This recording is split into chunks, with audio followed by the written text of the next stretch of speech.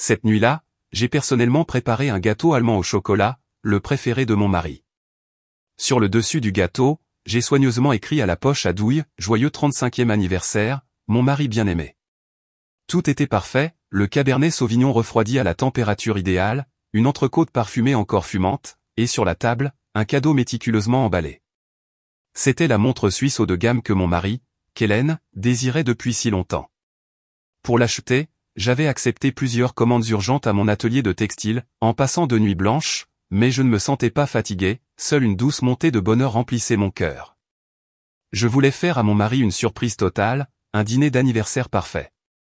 J'avais l'impression que c'était une récompense pour toutes les années de lutte que nous avions traversées ensemble. J'ai jeté un coup d'œil à l'horloge. Il était presque 21 heures. Impatiente, j'ai légèrement froncé les sourcils, j'ai pris mon téléphone et je l'ai appelé. Après plusieurs sonneries, il a répondu. L'autre bout du fil était assez bruyant. J'entendais quelque chose comme le fracas assourdissant de machines industrielles. « Chérie, je t'entends. » La voix de Kellen semblait un peu tendue. « Tu rentres bientôt ? Tout est prêt, nous n'avons plus besoin que de toi pour souffler les bougies. » J'ai essayé de garder un ton léger et joyeux. Il y a eu un bref silence à l'autre bout du fil, suivi d'un soupir de mon mari. « Je pense que je vais être retenu un peu plus longtemps, ma chérie. Il y a trop de stock dans le vieil entrepôt. Mon responsable veut que je termine l'inventaire ce soir pour qu'il puisse être expédié demain. Je pense que je serai très en retard, vas-y, mange. Ne m'attends pas. » Ces mots étaient une déception. Le vieil entrepôt de l'entreprise se trouvait au bout d'une ruelle, à seulement 10 minutes à pied de notre maison dans le quartier de Fairburn Heights à Atlanta. C'était une unité délabrée que l'entreprise louait temporairement pour le stockage en vrac et qu'elle prévoyait de rendre bientôt, mais je me suis rapidement consolé, c'est le travail, que peux-tu y faire ? Ah oui, tu dois être épuisé. Tu as mangé quelque chose ? Ai-je demandé, la voix empreinte d'inquiétude. J'ai pris un sandwich plus tôt, ma chérie, vas-y, dors d'abord. Je dois raccrocher et retourner au travail, a-t-il ajouté rapidement. Je t'aime, et il a raccroché. J'ai posé le téléphone sur le comptoir et j'ai regardé le magnifique dîner, qui était déjà en train de refroidir.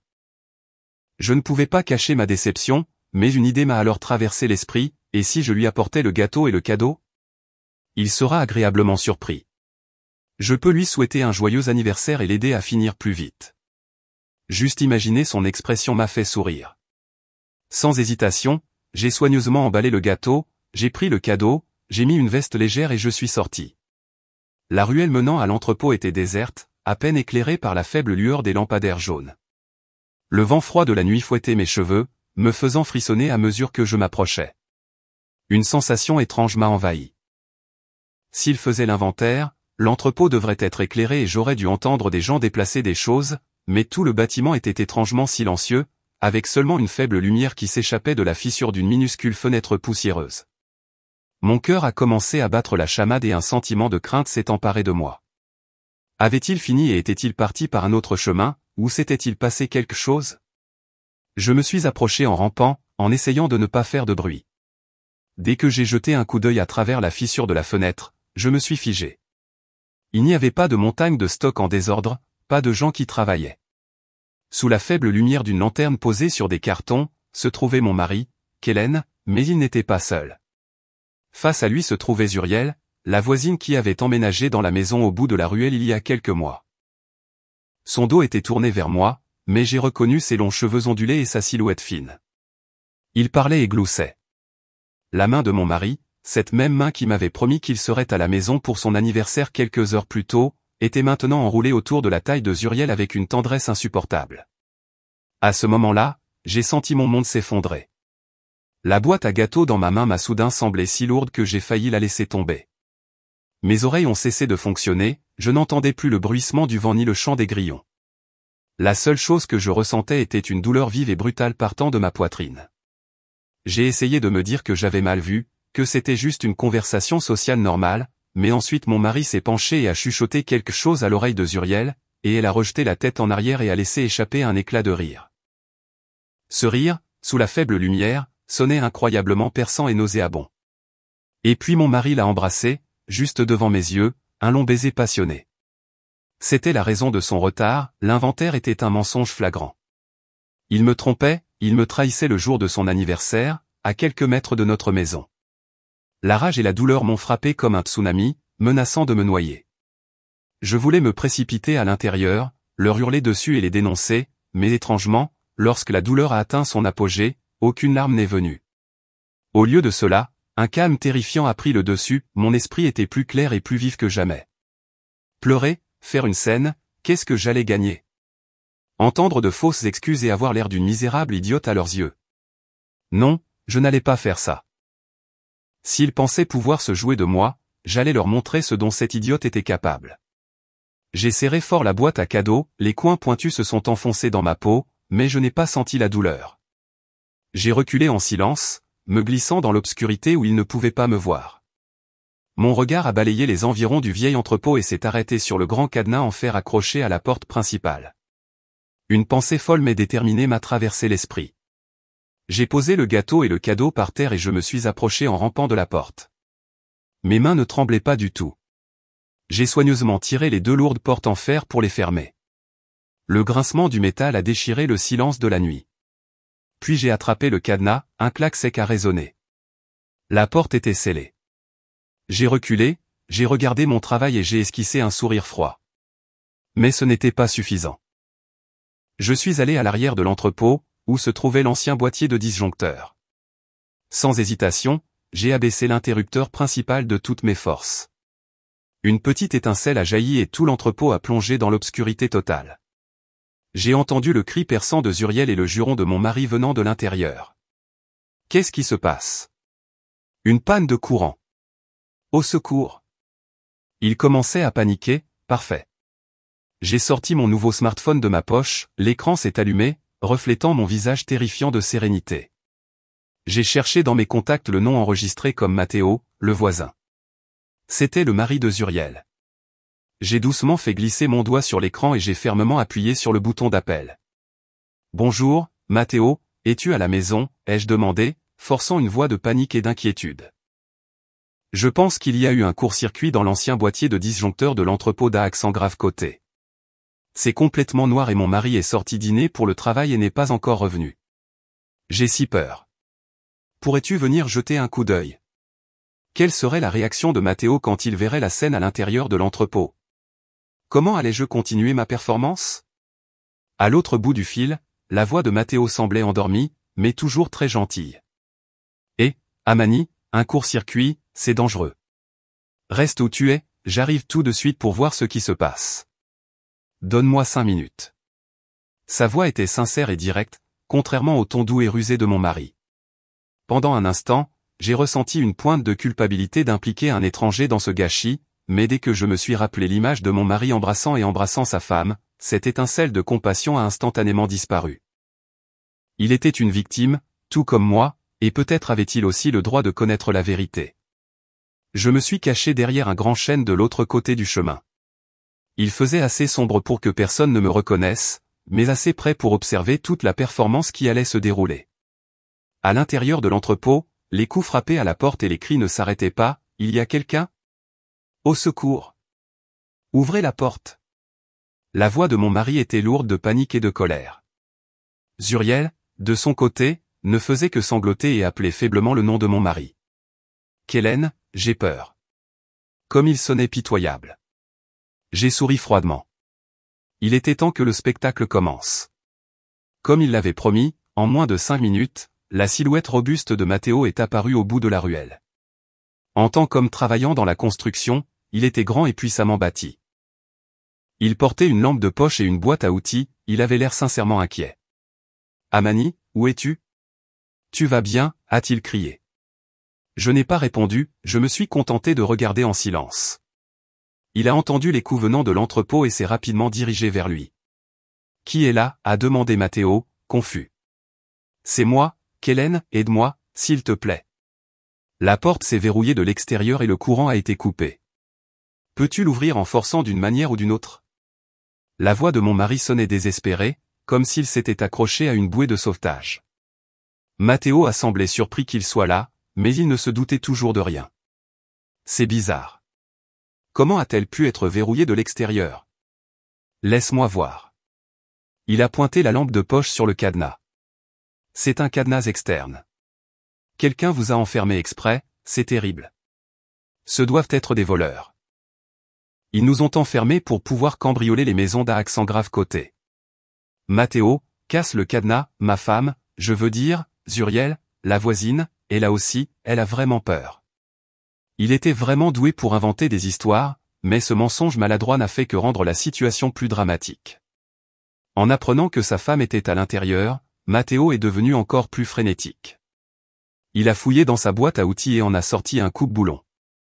Le vieux cadenas en fer n'a pas pu résister à sa force.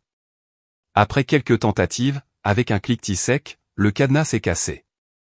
La lourde porte en fer s'est ouverte, révélant un espace complètement enveloppé dans l'obscurité. Mathéo a pointé le faisceau de la lampe de poche à l'intérieur. La lumière a balayé l'espace et s'est arrêtée, tout son corps s'est figé comme une statue. Je savais ce qu'il avait vu sous le faisceau de la lampe de poche. La scène à l'intérieur de l'entrepôt était clairement révélée. Sa femme, Zuriel, était assise par terre, ses vêtements en désordre, ses cheveux en bataille et ses yeux ruisselants de larmes. Et mon mari, Kellen, se tenait à côté d'elle, les boutons de sa chemise défaits et son visage complètement déconcerté. Ils n'étaient pas loin l'un de l'autre, une distance bien trop courte pour expliquer qu'ils avaient été piégés ensemble par hasard. L'air est devenu épais et poisseux, même le vent de la nuit semblait s'être arrêté. Les seuls sons étaient la respiration agitée des 3 personnes prises dans le faisceau de lumière.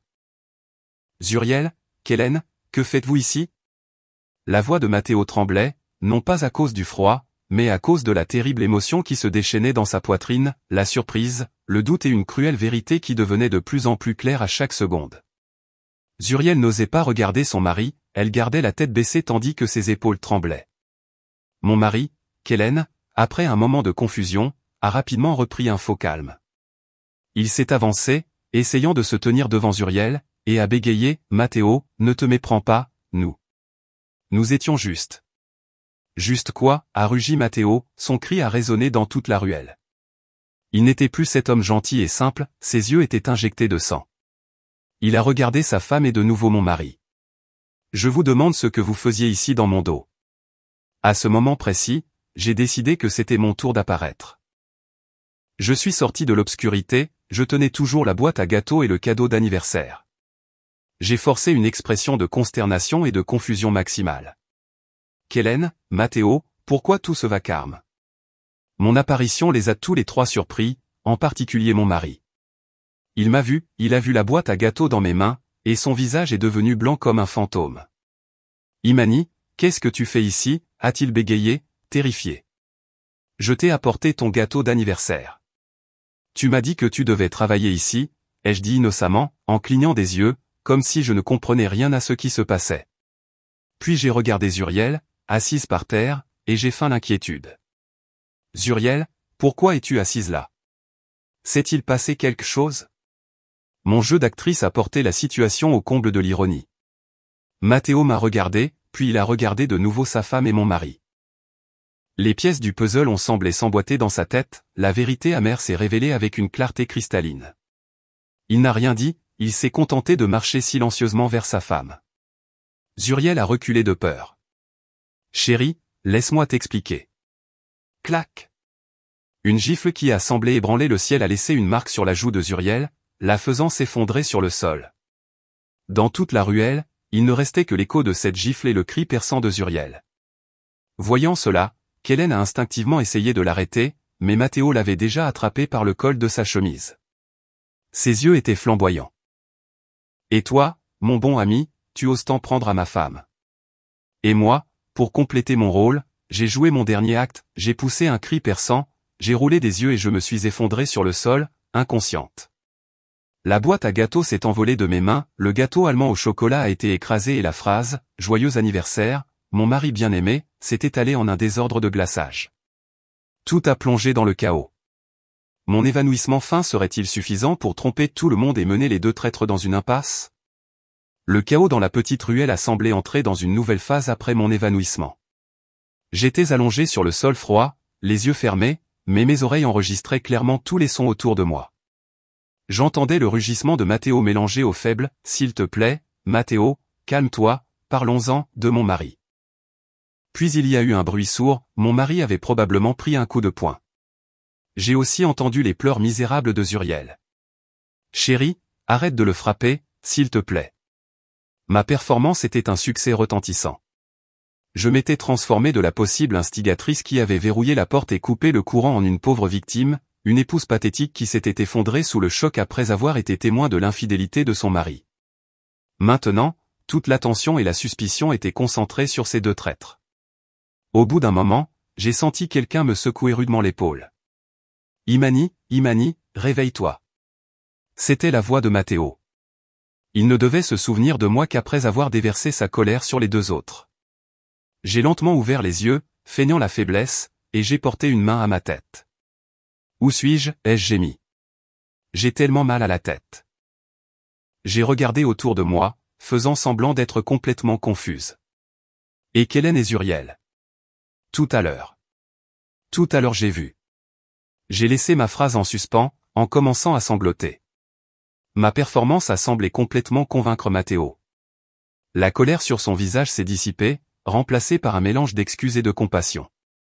Il m'a rapidement aidé à me relever. Je suis désolé, Amani, je me suis trop énervé.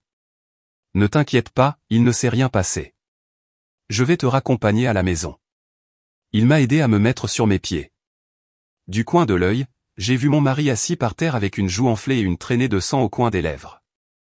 Zuriel était toujours agenouillée à côté de lui, en pleurant, n'osant pas relever la tête.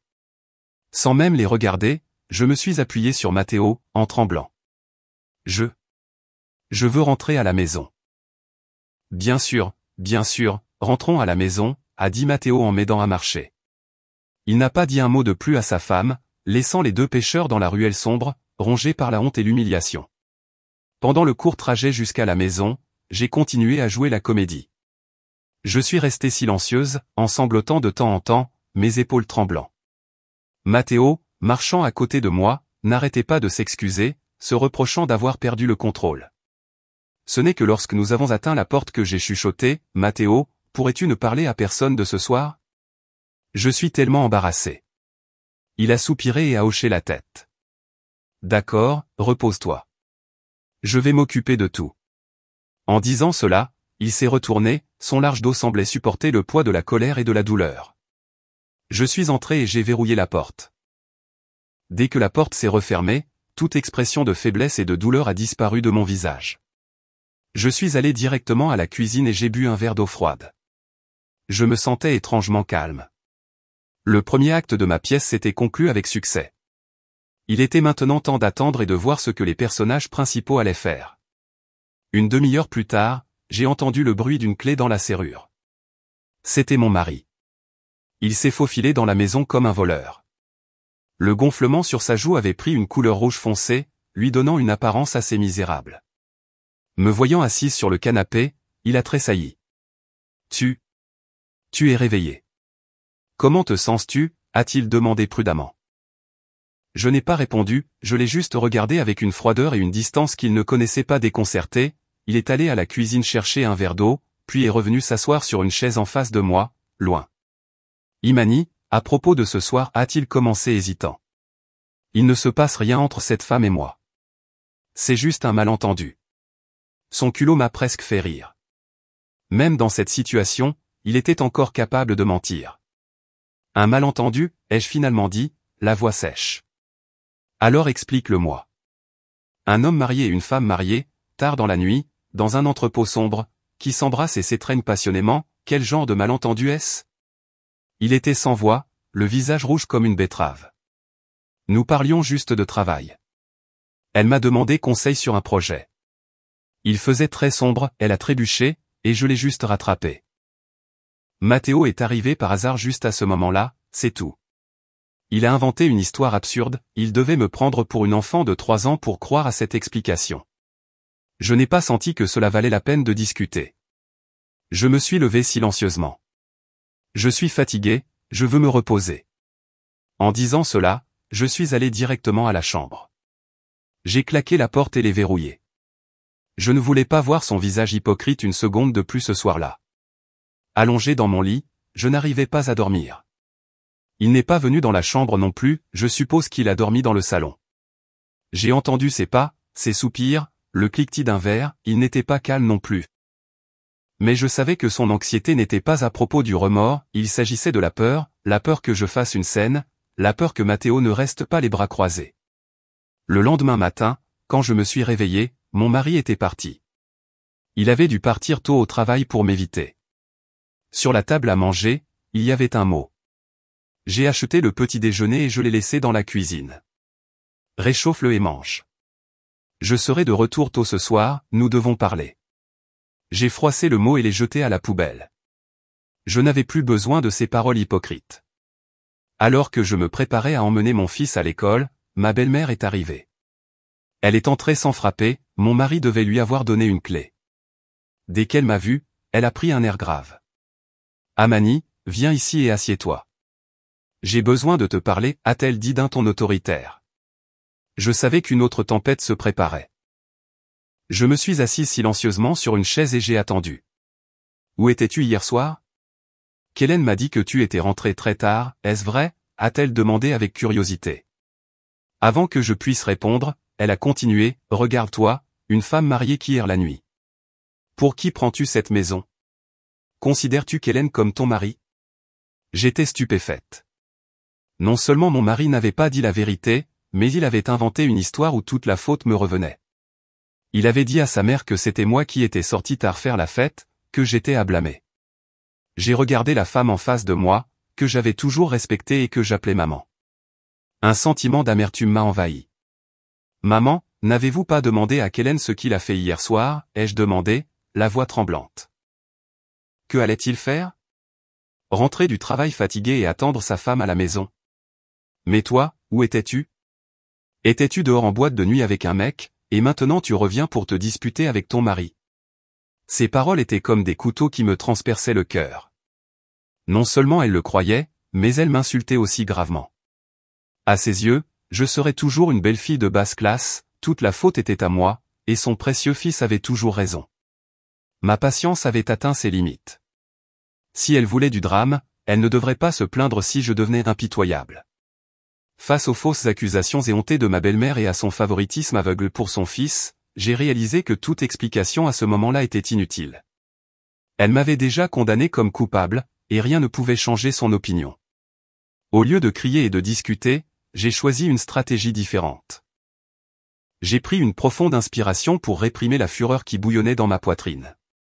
Je l'ai regardé droit dans les yeux et, d'une voix étrangement calme, j'ai dit, oui, maman, j'ai fait une erreur hier soir. Je suis resté dehors un peu trop tard, en train de prendre un café avec une amie, et je vous ai inquiété, Kellen et toi. Je suis désolé.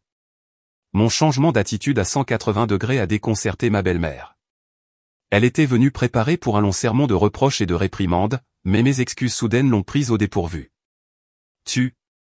Si tu reconnais ton erreur, c'est bien, a-t-elle bégayé, ne sachant plus comment continuer. Mais ne vous inquiétez pas, les jeux interrompus avant qu'elle ne puisse commencer ses récits habituels. J'y ai beaucoup réfléchi ces derniers temps. J'ai été trop concentré sur l'atelier et j'ai négligé ma famille. C'est de ma faute, je vais essayer de changer, à partir de maintenant. Je vais consacrer plus de temps à Kellen et à la famille. J'ai parlé d'une voix sincère et les larmes aux yeux. Ma performance a semblé avoir un effet. L'expression hostile de ma belle-mère s'est un peu adoucie.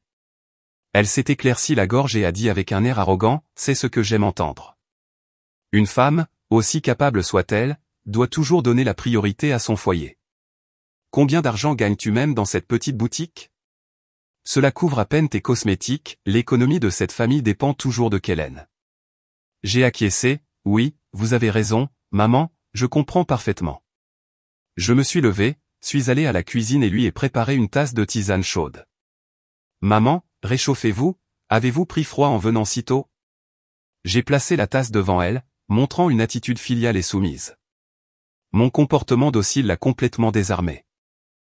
Elle a pris une gorgée de thé et a commencé à donner des leçons. Tu vois, si tu es désobéissante, il y a la paix dans la maison. Je vais laisser passer la nuit dernière. Sois bonne avec Kellen, ne te promène pas avec un froncement de sourcils et une attitude tout le temps. Les hommes se fatiguent à travailler dehors, et s'ils rentrent à la maison et trouvent une femme avec une tête d'enterrement, il est naturel qu'ils en aient marre. Il est naturel qu'ils aillent voir ailleurs. Elle défendait son fils et, en même temps, me lançait un avertissement. Je n'ai répondu qu'à voix basse, oui, mais intérieurement, je riais, continue ton numéro, on verra combien de temps tu restes dans le spectacle de ton fils. Après une longue période à me sermonner, ma belle-mère est partie, se sentant très satisfaite d'elle-même. Elle pensait probablement qu'elle avait la situation complètement sous contrôle et qu'elle avait éteint la petite flamme de rébellion qui essayait de germer en moi. Elle n'avait aucune idée que c'était le calme avant la tempête. Dès que ma belle-mère est partie, j'ai immédiatement mis mon plan à exécution. Je savais que les mots ne suffisaient pas, j'avais besoin de preuves irréfutables qui démasqueraient mon mari et cette voisine. Mais je ne le ferai pas seul. Quand Kellen est rentré à la maison ce soir-là, il semblait mentalement préparé à une dispute, mais contrairement à ses attentes, je l'ai accueilli avec un sourire et un dîner copieux. Tu es là, lave-toi les mains et viens manger, j'ai préparé tes plats préférés aujourd'hui. Mon attitude l'a déconcerté. Il m'a regardé avec suspicion et s'est assis à table en silence. Pendant le dîner, je n'ai pas du tout mentionné la nuit précédente, je n'ai fait que le servir et lui ai posé des questions sur son travail, comme si de rien n'était. Mon calme a semblé le troubler et le rendre nerveux. Quand j'ai fini de faire la vaisselle, il a commencé à parler avec hésitation. Imani, ma mère est-elle venue ce matin? Oui, elle est venue, ai-je répondu sans interrompre mon nettoyage. Ma mère t'a-t-elle dit quelque chose? Elle m'a juste donné quelques conseils, je pense qu'elle a raison, j'ai eu tort, je n'aurais pas dû rentrer si tard. Il a semblé pousser un soupir de soulagement. Eh bien, je suis content que tu comprennes, ma chérie, laissons tomber. Je me suis retourné, les regardé dans les yeux et ai réussi à esquisser un sourire triste. Je sais que j'ai eu tort, je ne te mettrai plus dans une situation difficile. Je vais faire comme si je n'avais rien vu d'hier, revenons à être heureux comme avant, d'accord?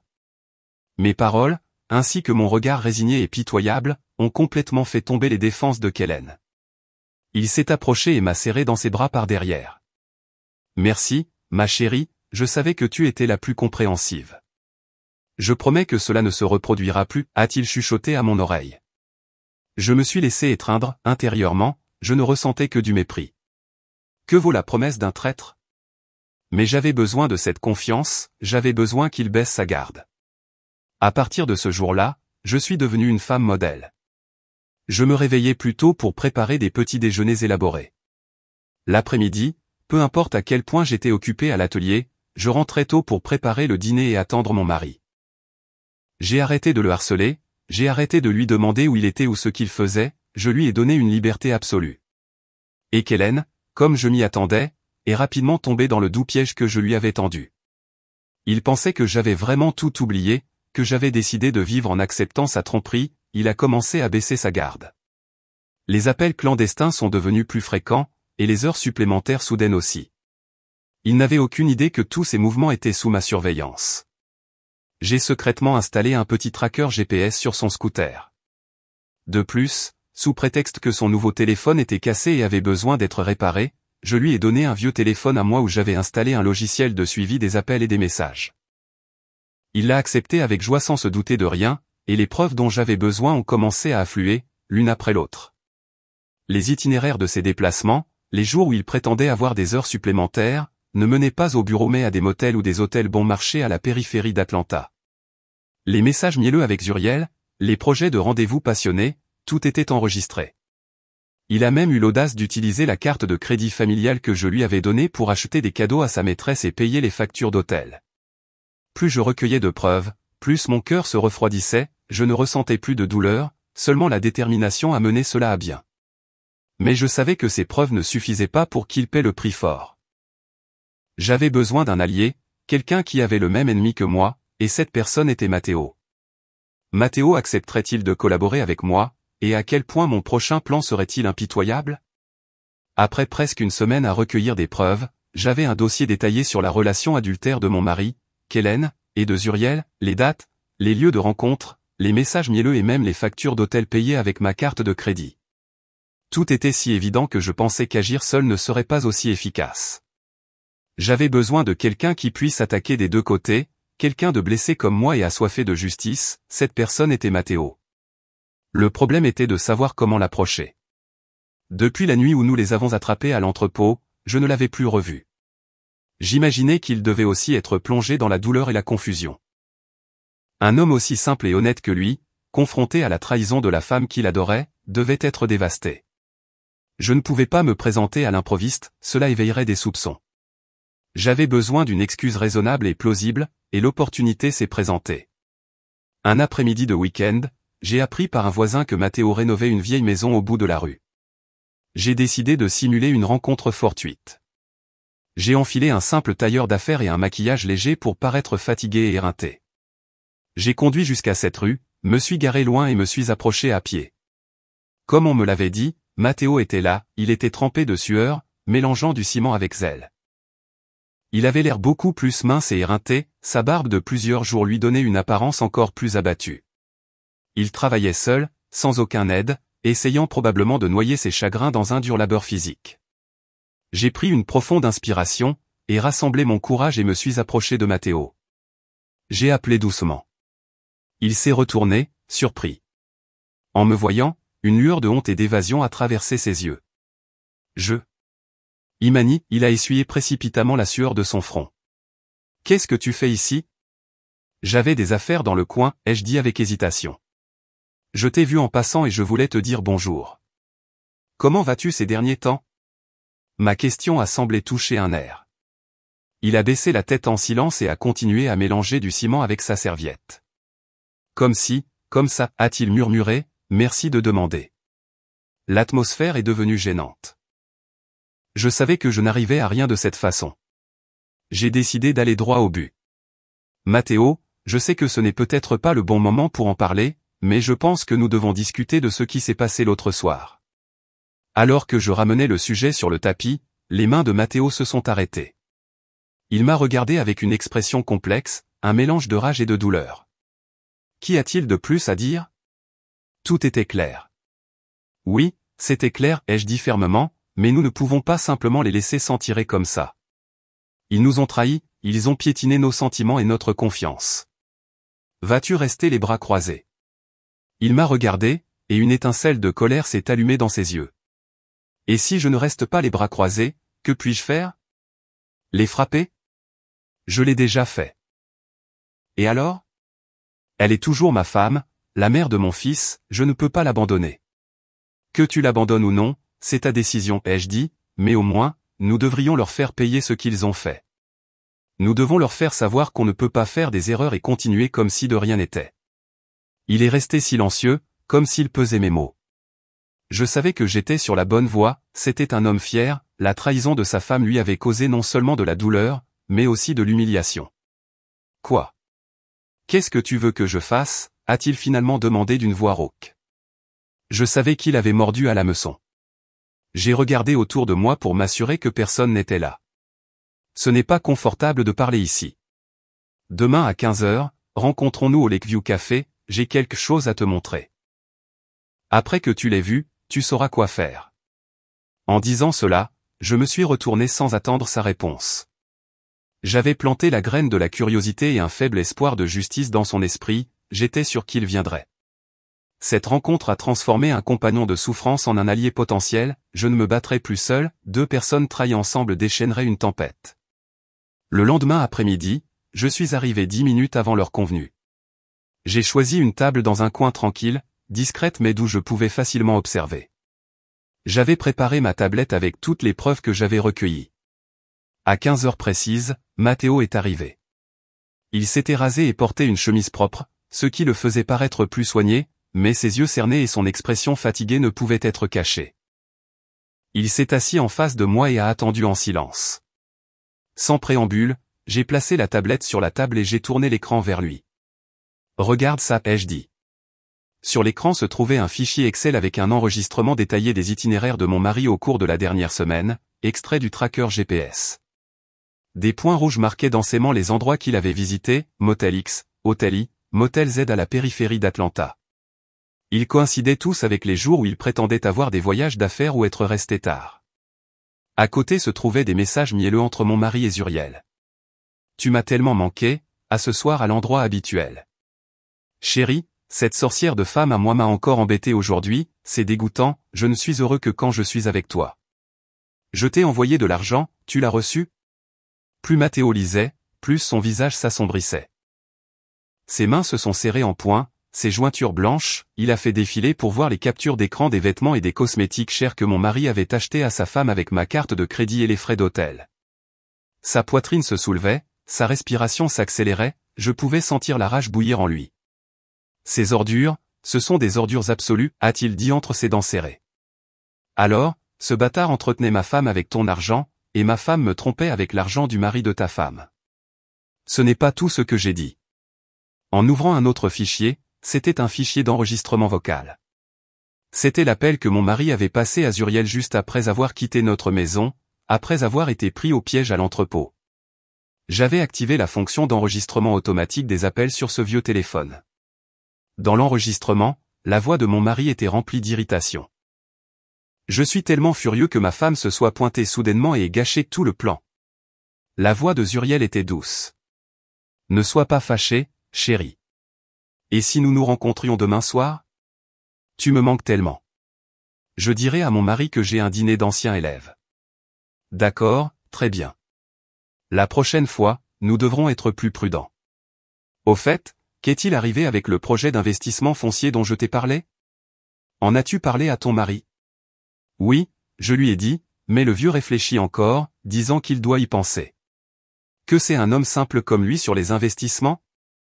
Tu décides. Je trouverai un moyen de lui soutirer l'argent. Lorsque l'enregistrement s'est terminé, Matteo est resté immobile, le visage blanc comme un linge. Non seulement il avait été trompé, mais sa femme était également sur le point de le frauder. La fierté d'un homme avait été impitoyablement piétinée. Ils essayaient de me soutirer mon argent, balbutia-t-il, incrédule. Oui, répondis-je froidement. Mon mari prévoit d'investir nos économies conjugales communes dans ce terrain et encourage votre femme à vous soutirer votre argent, afin qu'ils puissent investir ensemble. Je fis une pause et portai le coup final. Et savez-vous quoi? D'après ce que j'ai pu découvrir, ce terrain va être reclassé en zone verte non constructible. L'acheter, c'est jeter de l'argent par les fenêtres. Mon mari ne le sait probablement même pas, il n'est qu'un pion dans un jeu plus vaste. Mais Uriel, elle le sait. Elle est l'agent immobilier qui leur a vendu le terrain son cousin. La dernière révélation a été comme un coup de marteau sur la tête de Matteo. Sa femme avait non seulement été infidèle, mais elle essayait également de lui soutirer son argent, et en connivence avec son amant, elle tendait un piège pour ruiner à la fois lui et mon mari. Tout était si évident. Il ne s'agissait plus d'une erreur momentanée, c'était une conspiration planifiée, extrêmement cruelle et sale. Matteo posa sa tête sur la table et ses épaules tremblaient. Je ne savais pas s'il pleurait ou s'il réprimait une fureur sur le point d'exploser. Après un long moment, il releva la tête, les yeux injectés de sang. Que dois-je faire maintenant? Demanda-t-il, impuissant. Je le regardai droit dans les yeux et dis fermement, fais ce qu'un homme blessé doit faire, obtiens justice. Notre alliance a été officiellement scellée par la douleur et un désir ardent de vengeance. Notre premier plan réussira-t-il et mènera-t-il les deux traîtres dans une situation où ils ne pourront ni rire ni pleurer? Après avoir scellé notre alliance, Matteo et moi avons eu une longue conversation pour élaborer un plan d'action détaillé. Notre objectif n'était pas seulement de démasquer leur relation, mais de leur faire payer un prix élevé sur le plan émotionnel, moral et, surtout, financier. Notre premier piège visait directement le projet d'investissement foncier que Kélin et Zuriel complotaient. Je savais que pour mon mari, c'était l'occasion de prouver sa valeur, d'échapper à la situation de dépendance financière vis-à-vis de l'atelier de confection de sa femme. Il s'était toujours senti inférieur de vivre des revenus de mon travail, et ce terrain était le pari sur lequel il avait placé tous ses espoirs. Pour Zuriel, c'était l'occasion de soutirer de l'argent à deux hommes.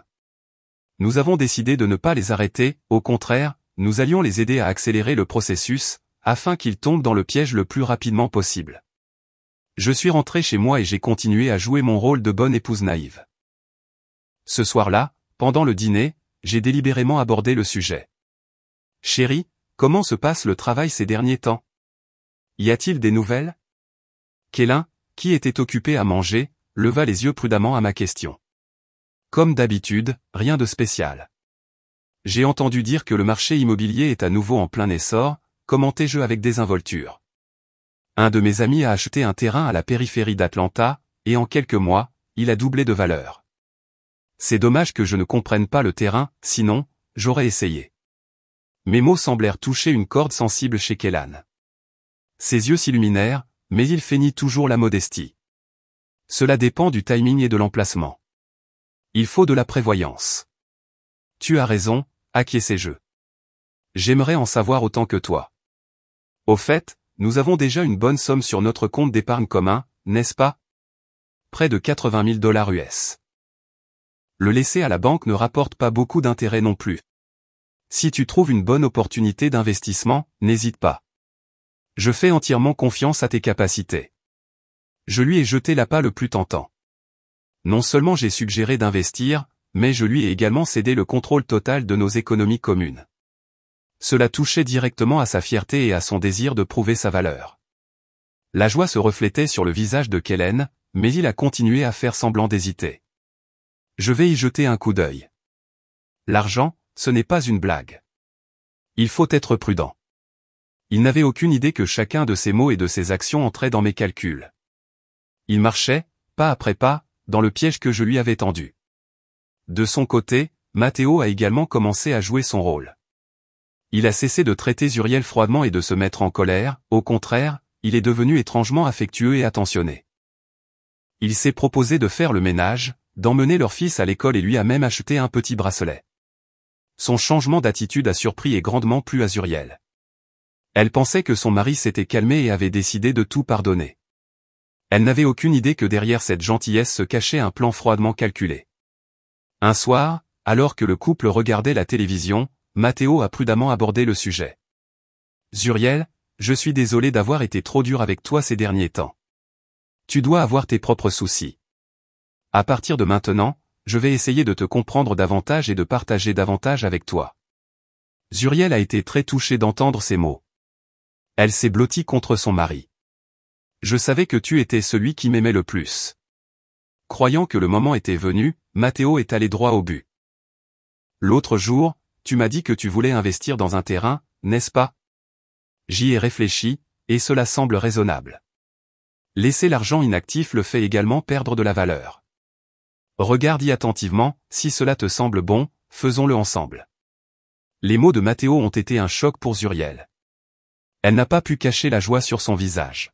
« Vraiment? Je savais que tu me soutiendrais. » Le mari du voisin d'Imani, Kellan, m'a parlé d'une très bonne opportunité. Ils disent que le profit est garanti. « Bien sûr, je te fais confiance, » a dit Matteo. « Nous avons un compte d'épargne avec 40 000 $. Je vais le fermer demain et te donner l'argent. Tu décides. » C'était comme s'il confiait toute sa fortune à sa femme. Il avait fait son geste audacieux. 40 000 $ étaient toutes leurs économies, le fruit d'années de dur labeur. Il était prêt à le sacrifier pour donner à sa femme infidèle une leçon très coûteuse. Avec le feu vert des deux côtés, Kellan et Zuriel, comme des tigres avec des ailes, ont accéléré les procédures. Sans aucune suspicion, Kellan a retiré 60 000 $ de notre compte commun. Il m'a menti en disant qu'il s'agissait d'un projet commercial avec un ami proche et que c'était totalement sûr. J'ai juste souri, acquiescé et lui ai souhaité du succès. Zuriel a également reçu les 40 000 $ de son mari. Elle a dit à Matteo que c'était une occasion unique et que dans quelques mois, la vie de leur famille changerait. Ils achèteraient une meilleure maison et une nouvelle voiture. Matteo a juste souri et a encouragé sa femme. Le jour de la signature du contrat d'achat du terrain, dans un café du centre-ville, Kellan et Zuriel rayonnaient, le visage plein de joie. Ils ne savaient pas que dans une voiture garée non loin de là, Matteo et moi observions silencieusement tout. Avec une caméra à téléobjectif, nous avons photographié le moment où ils ont signé le contrat ensemble, le moment où ils ont joyeusement serré la main de l'intermédiaire, qui était la cousine de Zuriel, le moment où ils se sont regardés avec des yeux pleins de conspiration et d'espoir. Ces photos deviendraient la preuve irréfutable de leur fraude connivente. Le piège s'était refermé, et la proie était complètement prise dans le filet.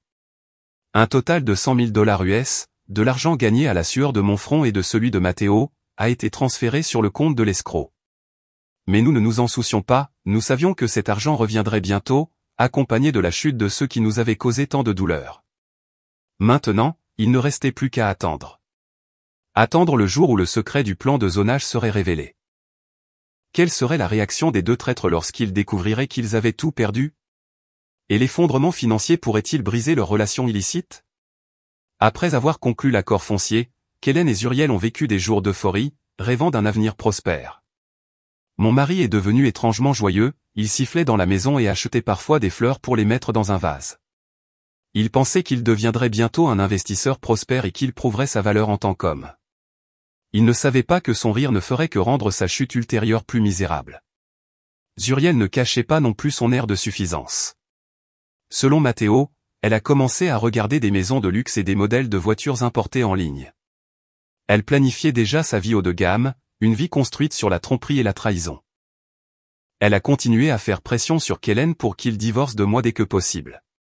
Matteo s'est transformé en un espion inattendu, a installé intelligemment un logiciel d'enregistrement sur le téléphone de Zuriel, et ce que nous avons entendu a dépassé nos attentes.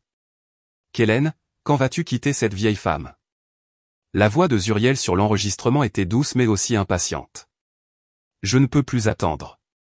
Combien de temps mon fils et moi allons-nous devoir vivre comme ça, cachés? Attends encore un peu, la voix de mon mari semblait hésitante. Si je divorce maintenant, elle demandera la moitié des biens. Son atelier de confection est en plein essor. Nous devons attendre de vendre le terrain et d'avoir notre propre argent. Ensuite, nous verrons. Combien de temps suis-je censé attendre? Zuriel a explosé. Tu sais quoi? Mon mari se comporte de façon vraiment bizarre ces derniers temps. Il est soudainement anormalement gentil avec moi. Je meurs d'anxiété. Et s'il se doutait de quelque chose? Tu es si méfiante. Que va voir ce simple d'esprit? Il se sent probablement juste coupable de quelque chose et veut se faire pardonner, l'a rassuré Kellen. Ne t'inquiète pas.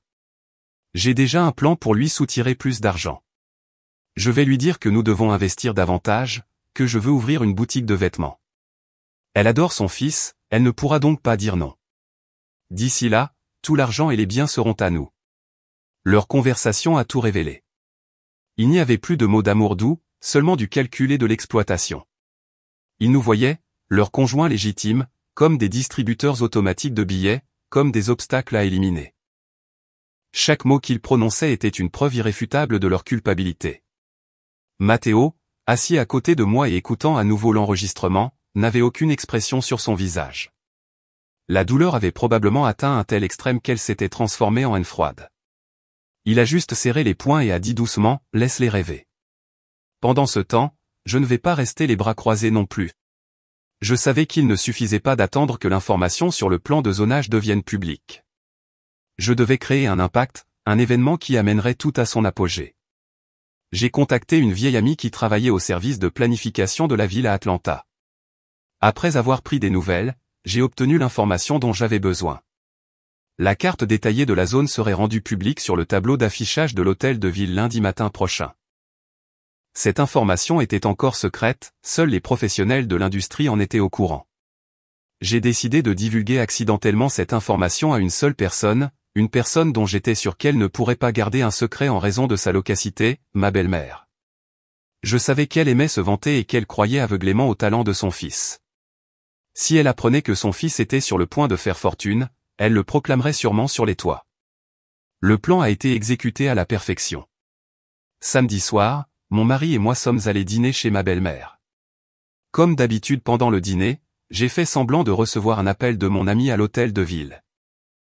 Je suis sorti sur le patio pour parler, parlant intentionnellement assez fort pour que ma belle-mère puisse entendre. Bonjour, Carmen, comment ça va? Qu'est-ce que tu dis? Que le plan de zonage de cette zone va bientôt être rendu public? Sérieusement? Lundi matin? Waouh, c'est une grande nouvelle. D'accord, merci beaucoup. Je vais le dire à mon mari ce soir. Nous avons également acheté un petit terrain là-bas. J'ai agi de manière tout à fait naturelle. J'ai raccroché et suis rentré à l'intérieur avec une expression joyeuse. Du coin de l'œil, j'ai vu que ma belle-mère, bien que faisant semblant de regarder la télévision, avait les oreilles dressées et les yeux pétillants. Je savais qu'elle avait tout entendu. Je me suis approché de mon mari et j'ai chuchoté, assez fort pour que ma belle-mère puisse entendre, « Chérie, bonne nouvelle. La valeur de notre terrain va être multipliée par 10. Mon ami vient de me dire que lundi matin, ils vont annoncer que la zone va être convertie en une nouvelle ville écologique. Kellen, entendant cela, a été choqué, puis n'a pas pu cacher sa joie. Il s'est tourné vers sa mère et s'est vanté, « Maman, tu vois le talent de ton fils? Je t'ai dit que c'était l'occasion d'une vie. » Ma belle-mère a également souri, les yeux plissés, ne ménageant aucun éloge pour l'intelligence et la vision de son fils. Elle n'a pas pu cacher son air de suffisance et s'est pavanée dans la maison. Je le savais. Mon fils ne se trompe jamais. Voyons voir si ta femme ose te rabaisser maintenant. Comme je m'y attendais, le lendemain matin, la rumeur s'était répandue dans tout le quartier de ma belle-mère. Elle est allée de maison en maison se vantant que son fils était sur le point de devenir un magnate de l'immobilier et qu'il gagnerait des millions. Elle a décrit un avenir splendide où il déménagerait dans une nouvelle maison, achèterait des voitures importées et voyagerait à l'étranger. Elle a également laissé entendre que son fils quitterait bientôt son ancienne femme, qui ne pouvait pas avoir plus d'enfants, pour une femme plus jeune et plus jolie. L'appât était posé, et l'effet était plus grand que je ne l'avais prévu. Non seulement les voisins, mais aussi les parents de mon beau-père l'ont découvert. Ils ont commencé à appeler pour féliciter, certains pour demander des prêts, d'autres pour demander des emplois. Kellen est devenu une personne importante du jour au lendemain, un homme prospère admiré par toute la famille. Il était enivré par ses faux compliments, encore plus convaincu de son pari. Zuriel ne faisait pas exception. Quand elle a appris la nouvelle, elle a été encore plus ferme dans sa décision. Elle a fait encore plus pression sur Kellen pour qu'il divorce et a essayé de soutirer de l'argent à Matteo. Tout se passait selon le scénario. Le ballon avait été gonflé au maximum, et maintenant il ne lui fallait plus qu'une petite aiguille pour le faire éclater. Lundi, le jour du jugement, approchait. Comment la cruelle vérité de la zone verte non constructible ferait-elle chuter les rêveurs, et atteindrais-je mon objectif final? Lundi matin, je me suis réveillé plus tôt que d'habitude. Je me sentais un peu nerveuse, aujourd'hui était le jour où le secret serait révélé. Je ne suis pas allé directement à l'atelier, au lieu de cela, je suis passé en voiture devant l'hôtel de ville, près de l'endroit où se trouvait le terrain en question. De loin, j'ai vu une foule rassemblée devant le tableau d'affichage. Parmi eux, j'ai reconnu des visages familiers, les voisins de ma belle-mère. Ils pointaient du doigt et chuchotaient. Je savais que la bombe avait explosé.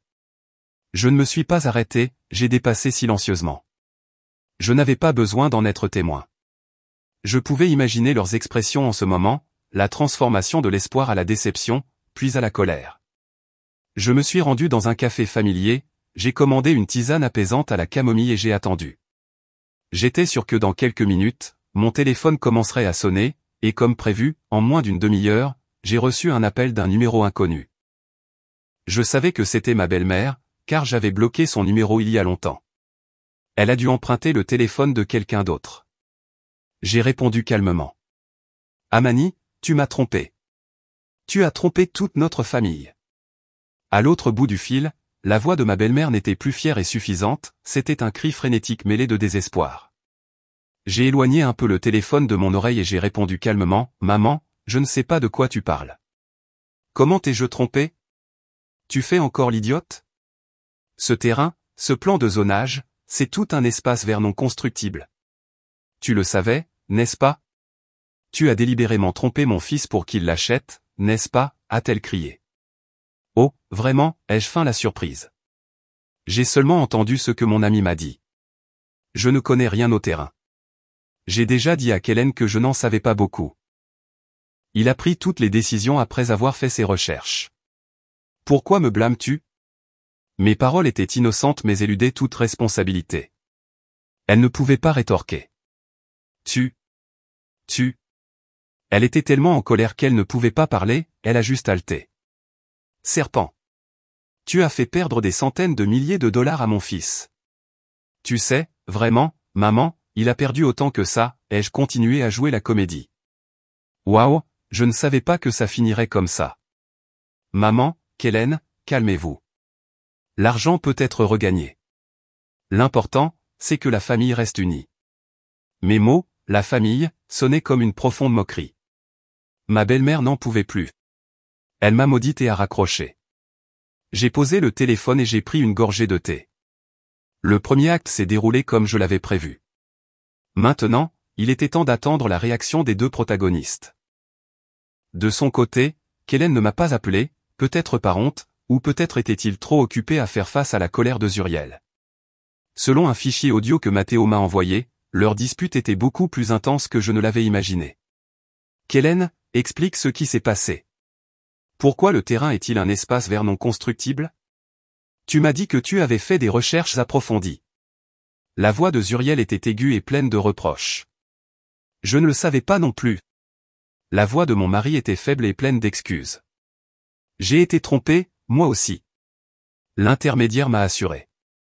As-tu été trompé, ou es-tu juste stupide? Tu sais quoi? Parce que je t'ai cru, j'ai trompé mon mari et j'ai pris son argent pour te le donner. Maintenant, tout est gaspillé. Qu'est-ce que je suis censé dire à cet homme? Dis-lui que l'investissement a mal tourné. Dans les affaires, parfois on gagne, et parfois on perd. C'est normal. C'est facile à dire pour toi. C'est 40 000 $, toutes nos économies conjugales. Rends-moi mon argent. Rends-le-moi tout de suite. Je ne sais pas. C'est ton problème. Mon argent est tout bloqué là-dedans, aussi. Je m'en fous. C'est ton problème. Si tu ne me rends pas mon argent, ne te plains pas quand je deviendrai méchante. Leur dispute s'est terminée par le bruit de choses qui se brisent et les sanglots et les insultes de Zuriel. La relation, construite sur des mensonges et de l'argent, s'est finalement effondrée à cause de l'argent. Ils ont commencé à s'attaquer mutuellement comme des animaux blessés. Ce soir-là, Kellen est rentré à la maison avec un air misérable. Il n'a pas dit un mot, il est entré silencieusement dans la chambre à coucher et a claqué la porte. Je n'ai pas posé de questions non plus, je l'ai laissé mijoter dans sa propre douleur et son propre échec. C'était le prix de sa stupidité, de sa cupidité et de sa trahison. Au cours des jours suivants, l'atmosphère dans notre maison était comme un enterrement. Kellen ne quittait pas la pièce, il refusait de manger ou de parler. Ma belle-mère n'arrêtait pas d'appeler, parfois en pleurant, parfois en insultant, me blâmant pour tout. J'écoutais en silence et je raccrochais. Pendant ce temps, Matteo a également pris des mesures. Il est rentré à la maison avec une expression douloureuse et a dit à Zuriel qu'il savait tout, qu'un ami lui avait tout dit. Elle a dit qu'il ne l'avait ni frappé ni insulté, il a juste emballé silencieusement ses vêtements et ceux de leur fils. Je ne peux pas continuer à vivre avec une femme menteuse et cruelle comme toi. Divorçons, lui a-t-il dit d'une voix calme mais ferme. Zuriel était abasourdi, puis elle a crié, s'est accrochée à lui et l'a supplié, mais il était trop tard. Matteo est parti avec son fils sans se retourner. Zuriel a été laissée seule dans une maison vide, ayant perdu son mari, son fils et une grosse somme d'argent. Elle était complètement brisée. Sa chute a été aussi rapide et complète que ce que Matteo et moi avions prévu. Mais je savais que l'histoire n'était pas encore terminée. Une personne comme Kellen ne resterait pas les bras croisés acculée, et sa mère, cette femme malveillante, ne me pardonnerait pas facilement. Je savais qu'une tempête encore plus grande se préparait. Quelles sales astuces utiliserait-il pour essayer de renverser la situation, et aurais-je la force de leur faire face? La frustration de Kellen n'a pas duré longtemps. Au lieu de se blâmer et de se repentir, sa nature lâche et accusatrice a refait surface. Il a commencé à chercher une cible pour évacuer sa colère, et cette cible n'était autre que moi. Après plusieurs jours de silence, il a agi, non pas avec une conversation sincère, mais avec un harcèlement mesquin, subtil, mais malveillant. Il a commencé à rentrer tard le soir, sentant l'alcool. Il n'est pas entré dans la chambre à coucher, il s'est assis dans le salon et a monté le son de la télévision très fort ou a parlé fort au téléphone avec ses amis, faisant délibérément du bruit pour que ni mon fils ni moi ne puissions dormir. Si je lui demandais de baisser la voix, il me répondrait immédiatement, c'est ma maison. Je ferai ce que je veux. Si ça ne te plaît pas, pars. Les repas à la maison sont également devenus une torture. Il critiquait tout ce que je cuisinais, trop salé, trop fade, on dirait des restes. Il claquait le bol de soupe sur la table et partait sans nettoyer. Il voulait faire de ma vie un enfer sur terre, il voulait me torturer psychologiquement avec ses sales tours pour que je quitte la maison de mon propre chef, lui permettant de tout garder. Dans le même temps, Zuriel ne restait pas non plus les bras croisés. Ayant tout perdu, elle est devenue folle. Elle a cessé d'exiger de l'argent de Kellen et a commencé à m'attaquer. Elle a commencé à répandre de fausses rumeurs à mon sujet dans le quartier. Elle a dit aux gens que j'étais une femme à la moralité douteuse, que je m'étais non seulement alliée à son mari, mais que j'avais aussi de nombreuses autres relations suspectes. Elle a affirmé que j'utilisais des charmes pour séduire les hommes, que mon atelier de confection prospérait parce que j'étais une call girl de luxe. Ces paroles malveillantes et inventées se sont répandues comme une traînée de poudre par la bouche des voisins bavards dans tout le quartier. J'ai commencé à recevoir des regards furtifs et à entendre des chuchotements dans mon dos chaque fois que je sortais de la maison. Regardez, c'est la femme de Kellen. Elle a l'air gentille, mais on dit qu'elle est à problème. Elle s'est branchée avec un ponte pour monter cet immense atelier. Le harcèlement a atteint son apogée un matin alors que j'emmenais mon fils à l'école. Zuriel m'a coupé la route à la porte de l'école. Elle n'avait plus cet aspect fragile et délicat, avec des cheveux en désordre et des yeux injectés de sang, elle ressemblait à une femme qui avait perdu la tête. « Arrête tout de suite, espèce de salope », a-t-elle crié, attirant l'attention des autres parents. « Tu as ruiné ma vie. Tu as ruiné ma famille. Aujourd'hui, je vais te donner ce que tu mérites. » Et elle s'est jetée sur moi, essayant d'attraper mes cheveux et de me griffer. J'anticipais déjà cette situation. J'ai rapidement mis mon fils derrière moi, et en même temps, j'ai levé mon téléphone, qui était déjà en mode enregistrement vidéo. « Qu'est-ce que tu fais ? » Tout le monde regarde. Cette femme m'agresse sans raison à la porte de l'école. Mon action a fait arrêter Zuriel. Elle a vu la caméra et les regards des approbateurs autour d'elle. Son agression a un peu diminué, mais elle n'a pas abandonné. « Tu oses m'enregistrer ? Voleuse de mari. Tu as séduit mon mari. » Ne dis pas de bêtises, ai-je répondu d'une voix calme et claire. Ton mari et le mien se sont rencontrés à l'entrepôt de leur plein gré. Je suis la victime, ou tu veux que je montre à tout le monde la vidéo de l'infidélité que j'ai enregistrée ce soir-là. Mes paroles ont été un coup fatal. Le visage de Zuriel est devenu pâle, elle ne s'attendait pas à ce que je sois si direct. Elle a bégayé, tu oses. Pourquoi n'oserais-je pas? Ce qui devrait avoir honte, c'est toi et mon mari, pas moi. Maintenant, écarte-toi pour que nous puissions aller en classe.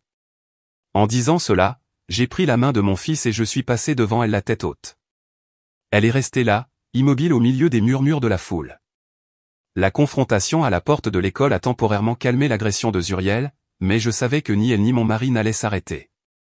Ils cherchaient par tous les moyens à me chasser de la maison et de leur vie, et ils ont commencé à cibler ce que j'aimais le plus, mon fils, ma belle-mère. Celle qui était restée silencieuse pendant un certain temps, a commencé à réapparaître. Elle ne venait pas chez nous, mais au lieu de cela, rôdait près de l'école de mon fils. Elle essayait d'attirer le garçon avec des bonbons et des jouets. « Ézéchiel, viens avec grand-maman. Grand-maman va te faire un cadeau, » criait-elle gentiment. Mon fils, bien que petit, semblait sentir la fausseté. Il se cachait craintivement derrière moi et n'osait pas s'approcher. Incapable d'attirer son petit-fils, elle m'a insulté. « Tu vois ? Tu as appris à ton fils à détester même sa propre grand-mère. Tu es une mauvaise mère. Tu vas payer pour ça. » Ses actions devenaient de plus en plus effrontées. Elles ont transformé nos vies en une tension et un épuisement constant. Je savais que si nous continuions comme ça, le plus affecté serait mon fils. Le garçon a commencé à montrer des signes d'anxiété. Il se réveillait effrayé la nuit et avait peur de sortir. Je ne pouvais pas permettre à mon fils de vivre dans un environnement aussi toxique. Le silence et l'absence de réponse n'étaient plus la solution. Le moment était venu de porter le coup final, l'attaque ultime qui mettrait fin à tout. J'ai rencontré à nouveau Mathéo, qui était également harcelé par Zuriel. Nous avons décidé de ne plus céder. Nous allions tout révéler au grand jour. J'ai rédigé une requête en divorce détaillée, en joignant toutes les preuves que j'avais, photos de l'infidélité, enregistrements, vidéos, preuves de la conspiration de fraude, et même des preuves de violence psychologique et de harcèlement de la part de ma belle famille. Mathéo a fait de même. Mais nous ne nous sommes pas contentés de déposer les requêtes au tribunal. J'ai contacté des journalistes que je connaissais grâce à mon travail. Je leur ai fourni anonymement une partie de l'histoire, les détails les plus juteux. Je n'ai divulgué que des informations sur un scandale d'infidélité et de fraude impliquant une famille apparemment respectable à Fairburn Heights. Les médias sont très sensibles à ce type d'histoire. Ils ont commencé à enquêter. La bombe médiatique était sur le point d'exploser, et cette fois, elle emporterait tous leurs mensonges et leur laideur. Cette contre-attaque totale serait-elle assez puissante pour mettre fin à mon cauchemar? Et quelle punition les traîtres recevraient-ils de la loi et de l'opinion publique?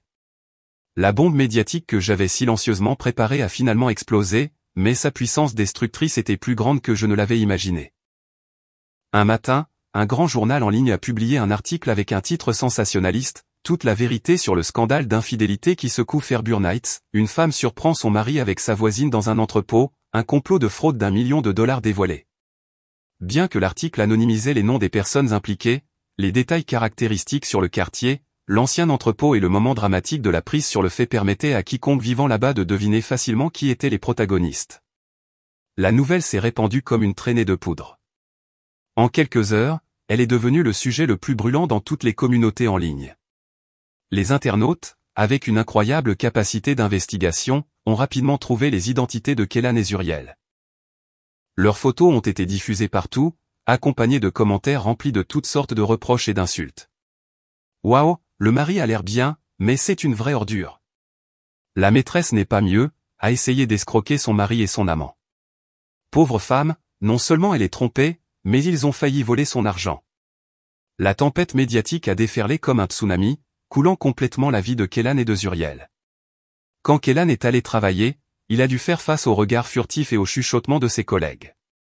Le scandale a non seulement endommagé sa réputation personnelle, mais aussi l'image de l'entreprise. Son patron l'a convoqué dans son bureau et a exigé qu'il règle ses problèmes personnels proprement ou qu'il fasse face aux sanctions disciplinaires les plus élevées. La situation de Zuriel était encore plus misérable. Elle ne pouvait pas quitter la maison. Les voisins qui la saluaient autrefois la regardaient maintenant avec mépris. Les rumeurs à son sujet se sont amplifiées et sont devenues plus malveillantes. Elle s'est complètement isolée dans le quartier où elle vivait. Mais la plus touchée était ma belle-mère, car sa réputation était tout pour elle, et elle avait toujours été fière de sa famille. Maintenant, son fils était un adultère et sa future belle-fille était méprisée par toute la société. Même quand elle allait au marché, elle entendait les gens chuchoter. Elle ne pouvait pas supporter l'humiliation. Mais au lieu de reconnaître la faute de son fils, elle a tourné toute sa colère contre moi. Elle pensait que j'étais derrière tout cela, que j'avais délibérément déshonoré sa famille, et elle a décidé d'exécuter un plan de vengeance encore plus cruel et extravagant. Elle savait que mes points faibles étaient mon fils et mon précieux atelier de confection. Un jour, pendant l'heure du déjeuner, alors que je supervisais une commande d'exportation urgente à l'atelier, j'ai reçu un appel de la maîtresse de mon fils. La voix de la maîtresse à l'autre bout du fil était urgente. « Mère d'Ézéchiel, venez vite à l'école. » La grand-mère d'Ézéchiel est venue. Elle fait une scène et essaie d'emmener l'enfant. « Venez vite. » J'ai senti mon cœur s'arrêter. J'ai tout laissé tomber, j'ai couru à la voiture et j'ai conduit comme une maniaque vers l'école. Quand je suis arrivé, j'ai été accueilli par une scène chaotique. Ma belle-mère était à la porte principale, en train de discuter avec les professeurs. Elle essayait de se frayer un chemin, disant qu'elle voulait voir son petit-fils. Je suis sa grand-mère. J'ai le droit de voir mon petit-fils. Écartez-vous, criait-elle. Madame, l'enfant est en classe. Vous ne pouvez pas entrer. Veuillez vous calmer et discutons. Les professeurs essayaient de l'arrêter. Juste à ce moment-là, elle m'a vu. Elle s'est libérée des professeurs et s'est jetée sur moi comme un animal sauvage. C'était toi serpent. Après avoir ruiné mon fils, maintenant tu veux m'enlever mon petit-fils. Aujourd'hui, je vais t'apprendre les bonnes manières. Elle a levé la main pour me frapper, mais cette fois j'étais prête. J'ai fait un pas en arrière et j'ai esquivé sa gifle. Au même moment, plusieurs parents à proximité se sont précipités pour la retenir. « Qu'est-ce que vous faites, frapper quelqu'un en plein jour ?» Lâchez ma belle-fille, une voix familière s'est fait entendre. Ma mère, dont je ne savais pas quand elle était arrivée, était là avec un visage grave. « Si vous avez un problème, réglez-le à la maison. C'est une école, pas un marché pour que vous veniez y faire une scène. » L'apparition de ma mère et l'intervention des autres ont calmé un peu ma belle-mère, mais elle n'a pas abandonné. Elle est tombée par terre et a commencé à pleurer bruyamment, comme d'habitude. Oh mon Dieu! La belle-fille s'allie à sa mère pour maltraiter la belle-mère. Que je suis misérable! Je voulais juste voir mon petit-fils un instant, et ils ne veulent même pas me laisser faire. Ces simagrées auraient pu susciter de la compassion ailleurs, mais ici, où l'article s'était répandu, tout le monde connaissait ses vraies couleurs, et personne ne croyait plus à ses larmes de crocodile. Je ne pensais pas que ça valait la peine de discuter avec elle. Je suis allé directement voir le directeur pour exiger qu'il renforce la sécurité et qu'il prenne des mesures pour s'assurer qu'elle ne s'approche plus jamais de mon fils. Quand je suis parti, La police était arrivée. Ils ont averti ma belle-mère pour trouble à l'ordre public et ont rédigé un rapport. Elle a été emmenée au poste de police, honteuse et humiliée. Mais je savais que pour quelqu'un comme elle, ce ne serait pas la fin. Et comme prévu, incapable de m'attaquer directement, moi et mon fils, elle a ciblé un autre objectif, mon atelier de confection. Quelques jours plus tard, une équipe d'inspection conjointe de plusieurs départements s'est soudainement présentée à mon atelier. Ils ont dit avoir reçu une plainte anonyme selon laquelle mon atelier violait les réglementations de sécurité incendie, employait des travailleurs sans papier et se soustrayait à l'impôt. J'étais sûr que c'était un sale coup de ma belle-mère. Elle essayait d'utiliser le pouvoir et l'influence, aussi insignifiant soit-il, au niveau du quartier pour ruiner mon entreprise. Mais elle avait tort. Mon atelier, depuis sa création, avait tous ses documents commerciaux en règle. Tous les documents et procédures étaient légaux. Puisque j'avais mené mes affaires honnêtement, je n'avais rien à craindre. J'ai calmement coopéré avec l'équipe d'inspection, leur fournissant tous les documents qu'ils demandaient. Après une demi-journée d'enquête, ils n'ont trouvé aucune irrégularité et ont dû partir discrètement. Le drame de ma belle-mère a de nouveau échoué, mais sa malice m'a fait repenser. Elle a osé utiliser des sales coups liés à la loi. Allait-elle s'arrêter là, ou une conspiration encore plus terrible m'attendait elle? Toute la mascarade impliquant la prétendue paralysie faciale que ma belle-mère avait préparée était assez élaborée. Après l'humiliation à l'atelier de confection, elle n'est pas rentrée directement chez elle, mais a appelé Kélan et entre deux sanglots lui a dit que je l'avais tellement mise en colère, que sa tension artérielle avait grimpé en flèche, que son énergie s'était bloquée, et que maintenant sa bouche commençait à tomber. Kélan, un fils aveuglément dévoué, l'a précipité à l'hôpital. Il a même appelé des parents pour leur dire que sa mère était gravement malade à cause de sa femme. Il voulait créer une vague de pression familiale pour me faire céder. Ce soir-là, alors que j'étais à la maison, j'ai reçu un appel de la tante de Kélan. Sa voix était pleine de reproches. « Amani, qu'as-tu fait pour rendre ta belle-mère comme ça?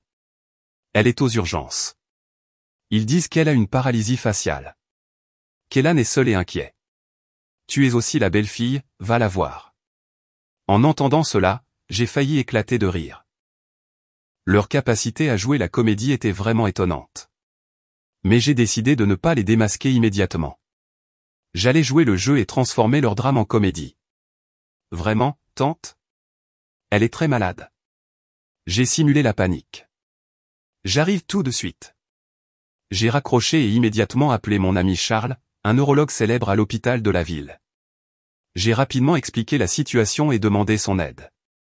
Charles, en entendant cela, a éclaté de rire. Ta belle-mère est quelque chose. Très bien, laisse faire. Tu as juste besoin d'amener la patiente à l'adresse que je vais te donner. Je vais préparer un acupuncteur spécial. Je suis arrivé à l'hôpital. Ma belle-mère était allongée sur un lit, la bouche délibérément tordue et les yeux fermés, émettant des gémissements de temps en temps. Kélan était assis à ses côtés, le visage plein d'inquiétude. Dès que je suis arrivé, il s'est immédiatement levé et a dit d'une voix pleine de ressentiment, « Tu vois. Tu es contente? Ma mère est comme ça maintenant. Tu fêtes ça, n'est-ce pas? » Je ne lui ai pas répondu. Je me suis approché du lit et j'ai dit d'une voix pleine de culpabilité, « Maman, je suis désolé. J'ai eu tort, ne me fais pas peur. Où veux-tu que je t'emmène ailleurs pour un contrôle? Je connais un très bon acupuncteur, un spécialiste de la paralysie faciale et des accidents vasculaires cérébraux. Je suis sûr que s'il te voit, tu seras guéri. » Ma belle-mère, en entendant cela, a légèrement ouvert les yeux. Elle semblait curieuse. Kélan a hésité. Quel acupuncteur? Est-il fiable? Nous sommes déjà à l'hôpital, laissons les médecins s'en occuper. Tu ne sais pas, ai-je dit, cet homme est incroyable. Les gens l'appellent le docteur miracle. Rien qu'en prenant ton pouls, il sait quelle maladie tu as. Il n'a pas besoin de machine ou quoi que ce soit. Il a guéri de nombreuses personnes atteintes de paralysie faciale et d'hémiplégie. Essayons, nous n'avons rien à perdre. La curiosité, et peut-être la confiance en son propre jeu d'actrice, ont fait que ma belle-mère a accepté. Elle pensait probablement qu'un acupuncteur de petite ville ne découvrirait pas sa farce. Kélan était également convaincu, alors entre nous deux, nous avons aidé ma belle-mère, qui continuait à prétendre qu'elle avait du mal à marcher, à se rendre à la consultation à l'adresse que Charles m'avait donnée. La salle de consultation était petite et modeste, avec une légère odeur d'herbe médicinale. Un acupuncteur vêtu de brun, avec une barbe et des cheveux blancs, lisait un livre. C'était mon ami le docteur Charles, parfaitement déguisé. Charles a dit à ma belle-mère de s'asseoir et de tendre la main pour qu'il puisse prendre son pouls. Il a fermé les yeux, a posé ses doigts sur son poignet et a pris une expression sérieuse. Kélan et moi nous tenions à ses côtés, attendant en silence. Après un long moment, Charles a ouvert les yeux, a caressé sa barbe et a secoué la tête. Étrange, très étrange, a-t-il dit. Y a-t-il un problème, docteur, a demandé Kélan, inquiet. Le pouls de cette dame n'est pas celui d'un patient atteint de paralysie faciale, a dit Charles d'une voix mystérieuse. Il ressemble plus au pouls de quelqu'un qui est en colère. L'énergie monte, le foie est congestionné, mais il n'y a aucune trace de blocage des méridiens. Ma belle-mère, en entendant cela, a changé de couleur mais a continué à gémir et à s'accrocher. Docteur, je me sens très mal, ma bouche n'arrête pas de trembler, ah. C'est facile, a souri Charles. Je vais mettre quelques aiguilles à quelques endroits, et ça disparaîtra immédiatement. Mais ma méthode est un peu spéciale. En disant cela, il a sorti un jeu d'aiguilles d'une boîte en bois, mais ces aiguilles étaient étrangement grandes et longues, comme des brochettes en métal. Des aiguilles, a balbutié ma belle-mère. Ses yeux se sont écarquillés à la vue des aiguilles brillantes. La peur était évidente sur son visage. Oui, a dit Charles calmement. Je vais mettre des aiguilles dans les points principaux du visage, autour de la bouche et sur le sommet de la tête. Ça va faire un peu mal, mais je vous garantis que l'énergie va circuler à nouveau, et votre bouche va se redresser. Il a pris l'aiguille la plus longue et l'a rapprochée de son visage. Allez, allongez-vous, commençons maintenant. À ce moment-là, ma belle-mère n'a pas pu continuer à jouer la comédie. La peur a tout emporté. Elle a sauté de la chaise et a agité les mains. Non, non. Je n'ai pas besoin d'aiguille. Je vais bien maintenant. Sa voix était tout à fait normale, sa bouche n'était plus tordue. Elle s'est levée et a marché pour prouver qu'elle était parfaitement en bonne santé. Regardez, je suis guérie. Je n'ai pas besoin de traitement, merci docteur. Kélan, debout à côté d'elle, est resté sans voix, ne comprenant pas ce qui se passait. Et maman, tu vas bien maintenant? Oui, je vais bien. Ça doit être le trajet en voiture chaotique, je vais bien maintenant, rentrons à la maison, a-t-elle dit, et en tirant son fils, elle s'est enfuie par la porte. Charles est resté en arrière, caressant sa barbe et souriant. Waouh, la dame guérit vite, un véritable miracle médical. La consultation coûte $50, je facture le soleil. Kélan, abasourdi, a sorti son portefeuille, a payé et a couru après sa mère. La farce n'aurait pas pu se terminer plus comiquement. Ma belle-mère avait exposé son propre mensonge devant son fils. Moi, debout dans la salle de consultation, je n'ai pas pu retenir mon rire. Cette pièce sera probablement un souvenir inoubliable pour elle. Après cet échec retentissant, auront-ils le courage de tenter un autre coup, ou cela sera-t-il le début d'actions plus farfelues et dangereuses? Après la tragicomédie de l'acupuncture, ma belle-mère n'a plus rien pu dire. Elle est entrée dans sa chambre en silence et a claqué la porte. La honte et la colère étaient évidentes sur son visage, mais elle ne pouvait rien faire. Kélan était complètement confus. Il m'a regardé, puis a regardé la porte fermée de sa mère, ne comprenant pas ce qui venait de se passer. Il ne croyait probablement toujours pas que sa mère avait mis en scène un drame aussi élaboré. Je n'ai pas ressenti le besoin de l'expliquer. J'ai laissé la vérité se révéler. Je croyais qu'après cela, Kélan commencerait au moins à regarder sa mère parfaite avec des yeux différents. Mais le silence n'a pas duré longtemps. Humiliée par l'échec de sa farce, ma belle-mère a commencé à me haïr encore plus. Elle a cessé de chercher la bagarre directement et a commencé à utiliser des méthodes plus cruelles. Elle a commencé une guerre froide. Elle me traitait comme si j'étais invisible dans la maison. Elle ne me répondait pas quand je lui parlais. Elle ne mangeait pas ce que je préparais. Elle se faisait des nouilles instantanées ou commandait à emporter et mangeait seule dans sa chambre. Elle voulait m'isoler, me transformer en une étrangère dans ma propre maison. Kélan, pris entre deux feux, était dans une position très inconfortable. Il allait dans la chambre de sa mère pour la réconforter, puis venait me voir et me disait, « Maman est en colère, sois un peu patiente. » « Qu'est-ce que j'ai fait pour devoir supporter ça ?» ai-je répondu. Il était à nouveau sans voix. L'atmosphère à la maison était suffocante. Je savais que c'était la tactique de ma belle-mère. Elle voulait utiliser cette tension pour me démoraliser afin que je ne puisse plus la supporter et que je parte de moi-même. Et elle a failli réussir. J'étais vraiment épuisé, mais je ne pouvais pas partir. Partir maintenant, ce serait comme admettre que la faute était la mienne. Je devais rester et me battre jusqu'au bout. La goutte d'eau qui a fait déborder le vase a été un après-midi de week-end. Ce jour-là, j'avais une grosse commande d'exportation à mon atelier qui devait être terminée d'urgence. J'ai travaillé à l'atelier jusqu'à près de 10 heures du soir. Quand je suis rentré à la maison était sombre et froide. Ma belle-mère et Kélan étaient allés se coucher tôt, sans me laisser un seul morceau de nourriture. Je suis allé discrètement à la cuisine, en pensant à préparer des nouilles. Juste au moment où j'allumais la cuisinière, Kélan est sorti de la chambre. Il n'a pas demandé si j'avais mangé ou si j'étais fatigué. Ses premiers mots ont été une accusation. Savais-tu que maman ne se sentait pas bien aujourd'hui? Tu étais dehors toute la journée et tu n'as même pas appelé. Tu es une si bonne belle fille. Que veux-tu dire maman ne se sentait pas bien? Elle allait parfaitement bien quand je suis parti ce matin, ai-je dit. Que veux-tu dire bien? Elle avait des maux de tête et des vertiges tout l'après-midi. J'ai dû manquer le travail pour prendre soin d'elle à la maison, et tu étais coincé dans ton atelier, négligeant ta famille. Il s'énervait de plus en plus. As-tu fini? Je n'en pouvais plus. Ta mère était malade, l'as-tu emmenée chez le médecin, ou était-ce un autre de ces drames? Tu dis que j'ai négligé ma famille, et toi? Que as-tu fait pour cette famille à part travailler, rentrer à la maison, fixer ton téléphone et ignorer ta femme et ton fils? As-tu le droit de m'accuser? Mes mots ont été comme de l'huile sur le feu. Kélan est devenu livide de rage. On ne lui avait jamais parlé aussi directement. Tu oses me parler comme ça, a-t-il grogné. Tu penses que juste parce que tu gagnes un peu d'argent, tu peux me donner des leçons? Oui, je le pense, ai-je crié.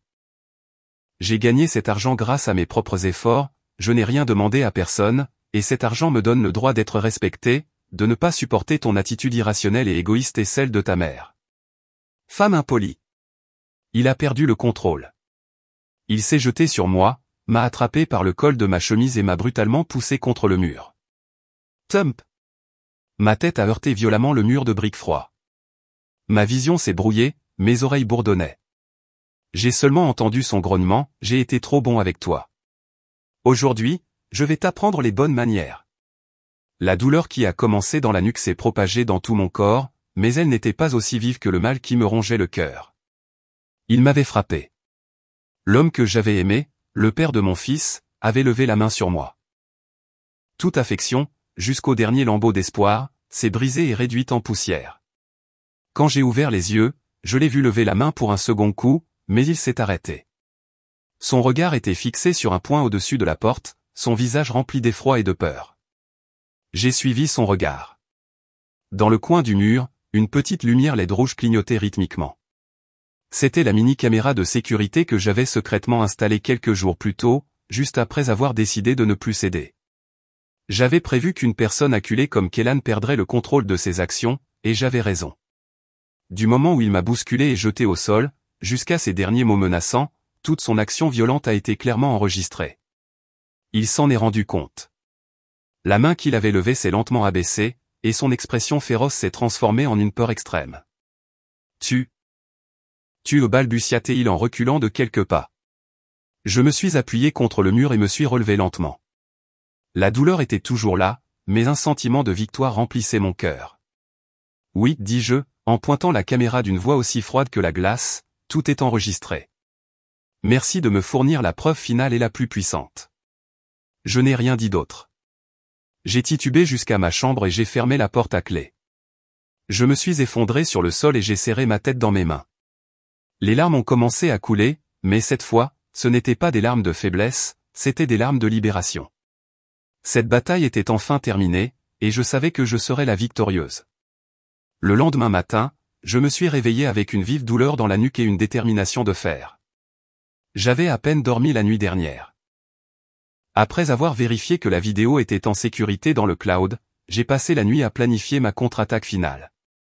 Plus de drame, plus de disputes. Cette fois, j'utiliserai la loi et la vérité pour tout terminer. Je ne suis pas allé à l'atelier. Au lieu de cela, j'ai appelé l'avocat que Matteo m'avait recommandé, un vieil ami à lui. Je lui ai raconté toute l'affaire, de la fraude foncière à l'agression de la nuit dernière.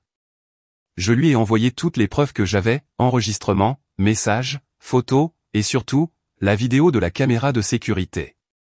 L'avocat, après avoir tout examiné, a dit d'une voix confiante, Imani, avec ces preuves, non seulement nous allons gagner le divorce, mais nous pouvons aussi le poursuivre pour agression et sa mère pour diffamation et trouble à l'ordre public.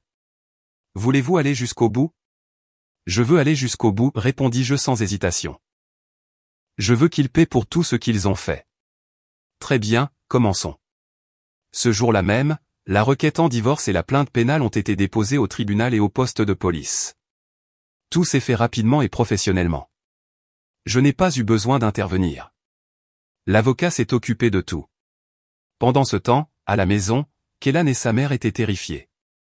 Ils savaient que j'avais les preuves, mais ils ne savaient pas ce que j'allais faire. Mon silence était plus terrifiant que n'importe quelle insulte. Kélan m'a appelé et m'a envoyé d'innombrables messages, tantôt me suppliant de le pardonner, tantôt me menaçant.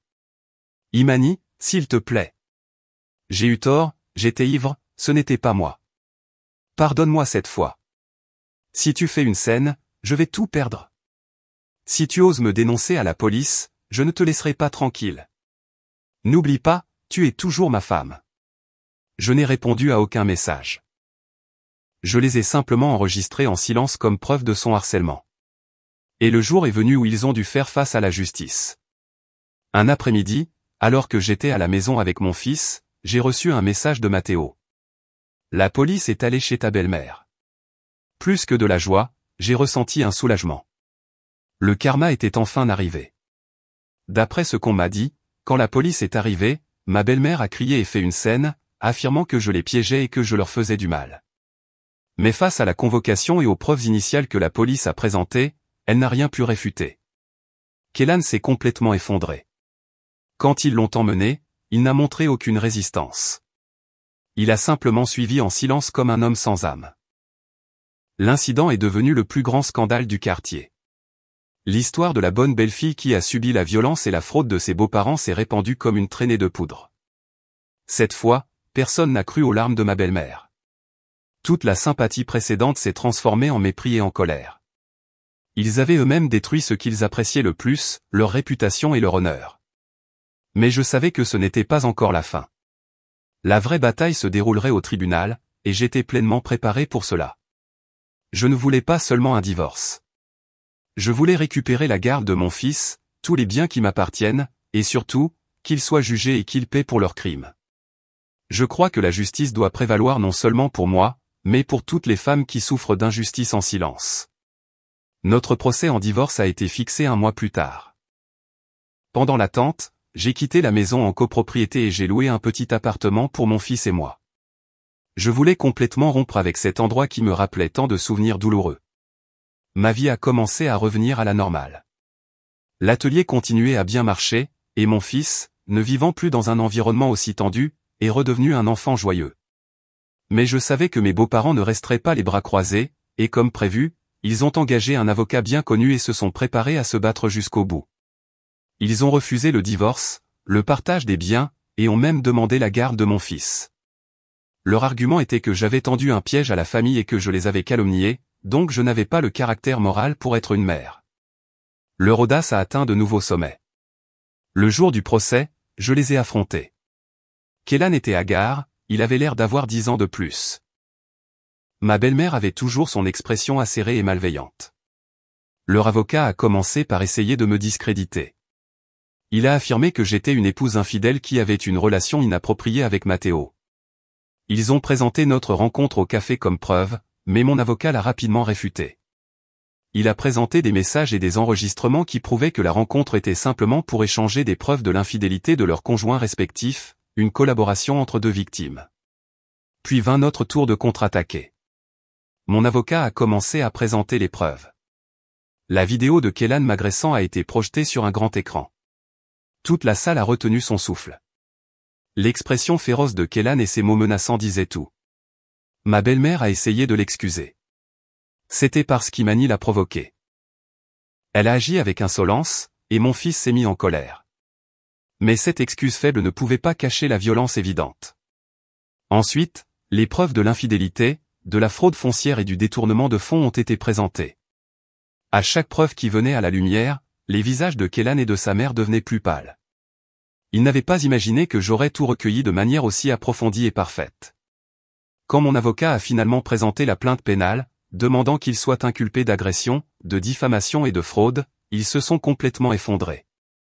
Ma belle-mère s'est évanouie dans la salle d'audience, et Kellan s'est affalé sur sa chaise, se couvrant le visage de ses mains. Leur performance était terminée, et cette fois, personne ne pouvait les sauver. Quelle serait la sentence finale pour eux, et trouverais-je enfin la vraie paix après tout cela? Le procès s'est terminé par ma victoire absolue. Le juge, après avoir examiné toutes les preuves, a rendu une sentence impeccablement juste. Le tribunal a prononcé notre divorce. Quant à la garde, considérant que l'environnement familial des beaux-parents présentait de nombreux facteurs préjudiciables au développement psychologique de l'enfant, et en particulier le comportement violent du père, le tribunal a statué que j'exercerais la garde exclusive de mon fils, Ézéchiel.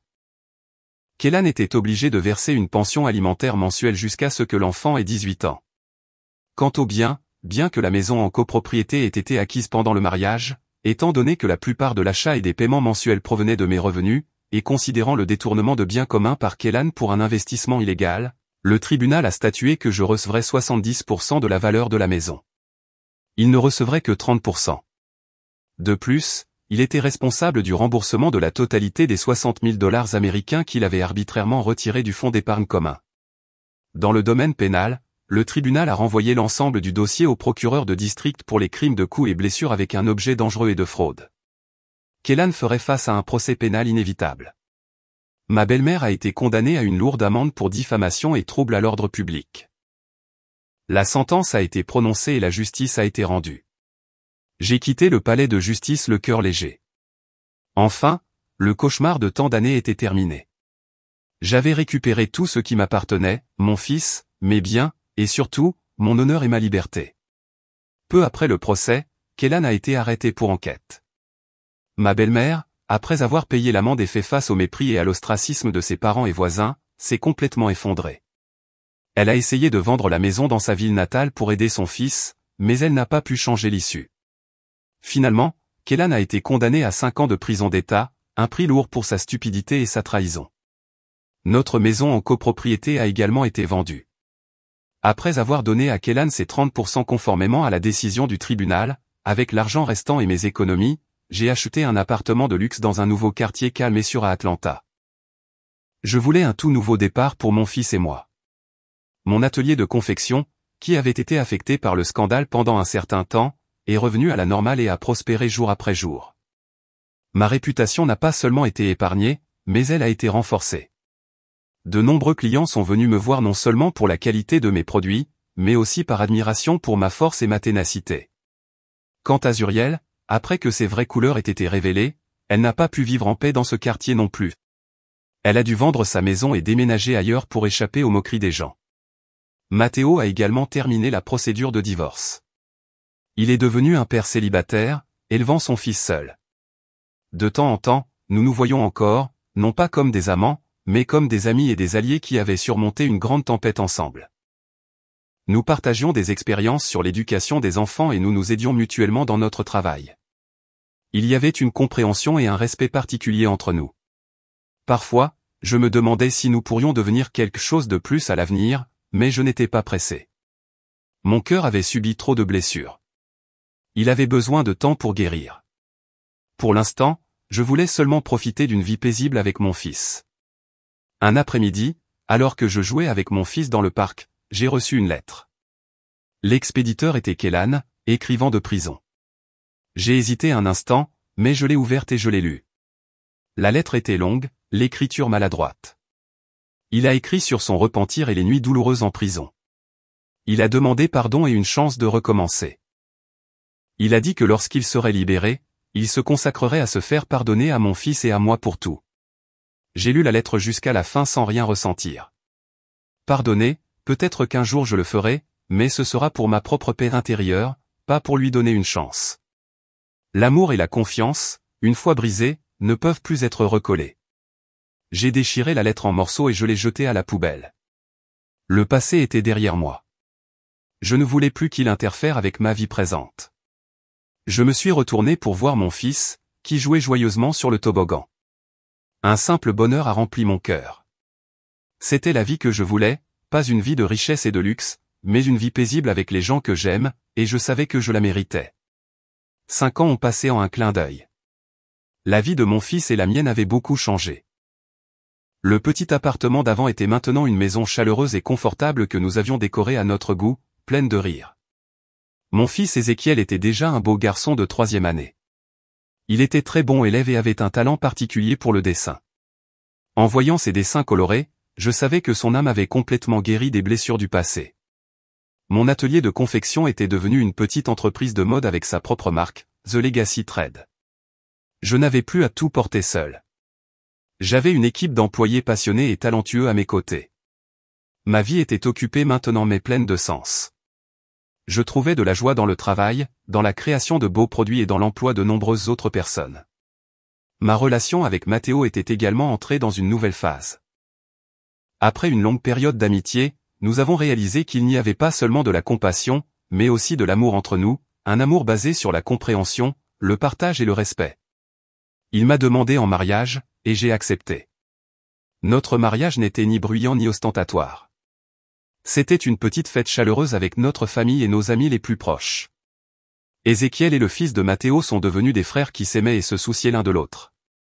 Ensemble, nous avons formé une nouvelle famille, une famille qui, bien que non parfaite, était toujours remplie d'amour et de respect. Parfois, j'entendais des nouvelles de personnes du passé. Kélan a été libéré de prison. Il n'est pas resté dans la ville. Il est allé vivre avec sa mère dans une petite ville de Géorgie rurale. Mon ex-belle-mère, dit-on, s'était affaiblie, et son esprit s'était obscurci à cause des coups successifs. Elle n'insultait plus, elle s'asseyait juste silencieusement dans un coin de la maison. C'était peut-être sa plus grande punition. J'ai entendu dire que Zuriel avait épousé un autre homme dans un état lointain et qu'elle menait une vie normale. Le tourbillon de haine et de trahison avait finalement pris fin. Chacun avait payé pour ses erreurs et trouvé son propre chemin. Un après-midi de week-end, toute notre famille est allée pique-niquer dans le parc sous le chaud soleil doré. En regardant les 2 garçons courir sur l'herbe et mon mari éplucher tendrement une pomme pour moi, j'ai ressenti une paix totale. Le passé m'avait appris une leçon très coûteuse sur la valeur de l'amour, du mariage et de l'estime de soi. J'étais tombé, j'avais désespéré, mais ce sont ces difficultés même qui m'ont transformé en la femme que je suis aujourd'hui, une femme forte et indépendante qui sait s'aimer. J'ai souri d'un sourire vraiment heureux. Je savais qu'il y aurait beaucoup d'autres défis à l'avenir, mais je n'avais plus peur, car maintenant j'avais une vraie maison où revenir, un havre de paix, et je sais que tant qu'il y aura de l'amour et de la confiance, nous pourrons tout surmonter ensemble. Ma vie après la tempête avait enfin vu l'arc-en-ciel. Avez-vous aimé l'histoire? Et de quelle ville écoutez-vous? Retrouvons-nous dans les commentaires. Si vous avez aimé l'histoire, vous pouvez me soutenir en envoyant un super merci, afin que je puisse continuer à apporter d'autres histoires comme celle-ci. Merci beaucoup pour votre doux soutien. J'attends avec impatience vos commentaires sur l'histoire. Sur l'écran, vous pouvez voir 2 nouvelles histoires de vie que je recommande vivement. Il y a tellement plus sur ma chaîne, n'oubliez pas de vous abonner. À bientôt dans la prochaine histoire de vie avec amour et respect.